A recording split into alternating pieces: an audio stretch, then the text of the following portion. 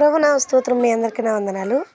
దేవుడు గడిచినటువంటి వారం నుంచి ఈ వారం వరకు ఆయన తన పరిశుద్ధ రెక్కల చాటున మనందరినీ కాచి భద్రపరిచినందుకు ఆయన నామానికి వందనాలు చెల్లించుకుంటూ ఉన్నాము.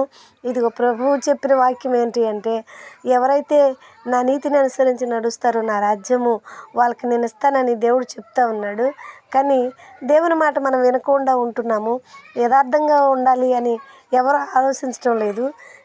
ఎందుకు అలా చేస్తూ ఉన్నామంటే, మన ఇష్టానుసారంగా నడుస్తున్నాము, మన ఇష్ట ప్రకారమే జీవించాలనుకుంటున్నాము. ఈ లోకంలో కొన్ని ఆశలు పెట్టుకొని ఆ ఆశల ప్రకారమే నడుస్తూ ఉన్నాము. ఏంటి ఆ ఆశలు అని ఆలోచిస్తే, మరి మందిరానికి వెళుతున్నాము, మన ఇష్టమైనట్టు పాట పాడుతున్నాము, మన ఇష్టానుసారంగా వాక్యం చదువుతున్నాము.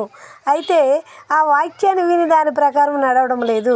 సేవకులు చెప్పిన ప్రతి వాక్యాన్ని వింటున్నాము, కానీ అది చెవులతో వదిలేస్తూ ఉన్నాము. అలా ఎందుకు వదిలేయాలని ఆలోచిస్తే, మరి ఆ వాక్యము దేవునికి తిన్నగా ఉంటుంది, కానీ మరి తిన్నమైనటువంటి నడకపోవడం వల్ల మరి ఆ వాక్యాన్ని పెడచెవిని పెడతా ఉన్నాము.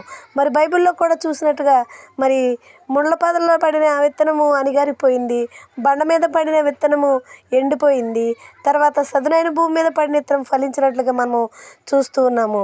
ఎందుకు నిమిత్తం అలాగా ఆలోచిస్తే, మరి మూడుబారిన జీవితాలు ఉండకూడదు, మరి అణిగారిపోయిన జీవితాలు ఉండకూడదు, ఫలించే జీవితాన్ని జీవించాలని ప్రభు పేట నేను మనవి చేస్తూ ఉన్నాను.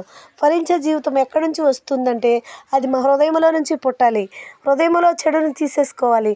మందిరానికి వచ్చినంత మాత్రాన, వాక్యము చదివినంత మాత్రాన, ప్రార్థన చేసినంత మాత్రాన మారు మనసు అయితే కాదు, కానీ క్రియలు చేసి దేవుని మెప్పించగలగాలి. క్రియలు చేసి శ్రమలను అనుభవించాలి. క్రియల ద్వారా ప్రభు నామాన్ని ఘనపరచాలి. అప్పుడు దేవుని రాజ్యానికి వారసులుగా ఉంటామని ప్రభు ఒక వాక్యం చెప్తా ఉంది. మరి నా నామం నిమిత్తము ఎంతమంది అయితే ప్రభు నా నామ నిమిత్తం హింసించబడతారో వాళ్ళకి నా రాజ్యం ఇస్తానని దేవుడు చెప్పాడు. మరి ఆ హింసను కూడా జయించి పరలోక రాజ్యం కోసము ఎదురు చూడాలని మరి నేను మనవి చేస్తూ ఉన్నాను. ఎంతకాలము మనము మందిరానికి వెళ్ళినా, ఎంతకాలము మనం క్రైస్తవులమని పేరు చెప్పుకున్నా, ఎంతకాలము ప్రభు పేరు బిడలమని చెప్పుకుంటూ మరి ఈ లోకంలో సాతాను అనుసరులుగా జీవిస్తూ ఉన్నాము. అవన్నీ గ్రహించి ప్రభు కోసం జీవించి కడ వరకు నమ్మకంగా ఉండాలని ఈ చిన్న మాటలు దేవుడు దీవించును గాక.